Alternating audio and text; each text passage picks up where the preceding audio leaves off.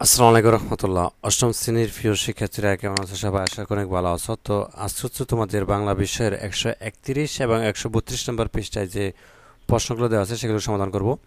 তো 6.1.11 অর্থাৎ 6.1.11 জীবনের সাথে কবিতার সম্পর্ক খুঁজি। তো তোমরা আশা নামক যে কবিতাটি পড়েছো সেখান থেকে আবু জাফরের লেখা। তো এই কবিতা থেকে কিছু প্রশ্ন দেওয়া আছে নিচে। এই প্রশ্নগুলো তোমাদেরকে প্রস্তুত করতে বলা হয়েছে, উত্তরগুলো, এবং সবার সঙ্গে আলোচনা করে প্রয়োজনে নিজের উত্তর সংশোধন করো, ঠিক আছে? তো এক নাম্বারটি দেখো, যেন শুরুতে কি বলা হয়েছে, আশা কবিতায় কবি কি বলতে চেয়েছেন, এই উত্তরটা লিখতে বলা হয়েছে। এবং 2 নম্বর প্রশ্নটি একটু বড়, যেমন কবি মনে করেন বৃত্ত সুখের দুর্ভাবনায় আয়ু কমে, তোমার মতে অর্থবৃত্তির সঙ্গে মানুষের আয়ু কমার কোনো সম্পর্ক আছে কি না? ঠিক আছে, এখানে বুঝো কিন্তু বৃত্ত সুখের দুর্ভাবনায় আয়ু কমে, মানে এখানে তোমাকে বলা হয়েছে যে অর্থবৃত্তের সঙ্গে, মানে অর্থবৃত্তের সঙ্গে মানুষের আয়ু কমার কোনো সম্পর্ক আছে কিনা এটা লিখতে বলা হয়েছে। এবং 3 নম্বর প্রশ্ন, এটি দেখো কি বলা আছে যে তোমার চারপাশে মানুষের মধ্যে কি কি ধরনের দুঃখ কষ্ট তুমি দেখতে পাও, এগুলো দূর করার জন্য কি কি করা যেতে পারে তার একটি তালিকা তৈরি করো, ঠিক আছে? তো যাই হোক, অনেক বড় বড় প্রশ্ন আসলো মূলত, তো আমি ছোট করে বলবো লিখতে। ছোট করে তোমরা হচ্ছে কীভাবে লিখবে। তো চলো প্রথমটা দেখি, আশা কবিতা কবি কি বলতে চেয়েছেন, তাই না? তো আশা কবিতা কবি বলতে চেয়েছেন, কবি যে পৃথিবীতে হারিয়ে যেতে চান সেখানে মানুষ চিহ্ন বেড়ার ঘরে নির্ভাবনায় ঘুমিয়ে থাকে। তো সেখানে মানুষ সম্পদের পাহাড় গড়ার দুশ্চিন্তা করে, জীবনের সুখ বিসর্জন দেয় না এবং অল্পতেই তুষ্ট হয়। যার সারাদিন পরিশ্রম করে পর্যাপ্ত আহার কিংবা টাকা সঞ্চয় করতে না পারলেও মনের ভিতর কি হতাশ, গ্লানি কিংবা দ্বিধার অর্থাৎ রুখে অর্থাৎ পুঁতে রাখে না। তো এই পর্যন্ত দিলেই হবে, ঠিক আছে? না, রাখে না পর্যন্ত দিলেই হবে, এই আনসারটি তোমাদের হয়ে যাবে, এত বেশি লেখার দরকার নেই। তারপর দেখো 2 নম্বরটি বলা আছেন, কবি মনে করেন যে বৃত্ত সুখের দুর্ভাবনা আয়ু কমে। তো তোমার মতে অর্থবৃত্তের সঙ্গে মানুষের আয়ু কমার কোনো সম্পর্ক আছে কিনা এটা লিখতে বলা হয়েছে। তো আনসার টাইপে লিখতে পারো যে বৃত্ত সুখের দুর্ভাবনা আয়ু কমে, কবি এই মতের সঙ্গে আমি একমত। ঠিক আছে, কিরকম?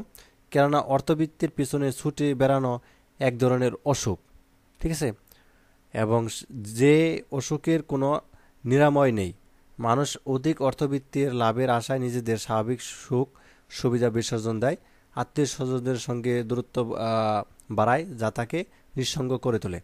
এ তুলে এই পর্যন্ত দিবে, ঠিক আছে? আর এত লেখার দরকার নাই, এর পর্যন্ত দিলে তোমাদের উত্তরটি হয়ে যাবে, ঠিক আছে? অর্থাৎ মূলত যারা অর্থবৃত্তির পিছিয়ে ছুটে তাদের হচ্ছে স্বাভাবিকভাবে আয়ু কমে এবং একটা একটা রোগ, ঠিক আছে? তো তাদের কখন কি হয়ে যায় এটা মানে অনিশ্চয়তার মধ্যে থাকে। তো আশা করি বিষয়টি বুঝতে পারছো। তারপর দেখো 3 নম্বর প্রশ্ন যেটি বলা আছে, আহ, তোমার মতে চারপাশের মানুষের মধ্যে কি কি ধরনের দুঃখ কষ্ট তুমি দেখতে পাও, এগুলো দূর করার জন্য কি কি করা যেতে পারে একটা তালিকা তৈরি করতে বলা হয়েছে। তো আমরা এভাবে লিখতে পারি, আমার চারপাশে মানুষের মধ্যে আমি নানা ধরনের মানসিক ও শারীরিক দুঃখ কষ্ট দেখতে পাই।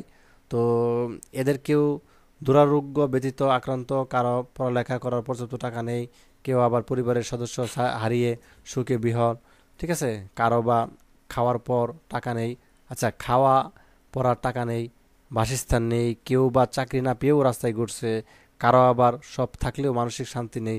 এগুলো দূর করার জন্য অনেক কিছু করা যেতে পারে বলে আমি মনে করি। যেমন যেমন কীরকম একটা তালিকা তৈরি করতে বলা হয়েছে, তালিকা দিতে পারো যে ক নাম্বার, দুস্থকে অর্থনৈতিক সাহায্য করা, রোগান্তকে সেবা করা, সাহায্য প্রার্থীর দিকে সহায়তা হাত বাড়ানো, মানসিকভাবে অসহায় পাশে দাঁড়ানো, আর্থকে আর্থকে সেবা দান করা, ঠিক আছে?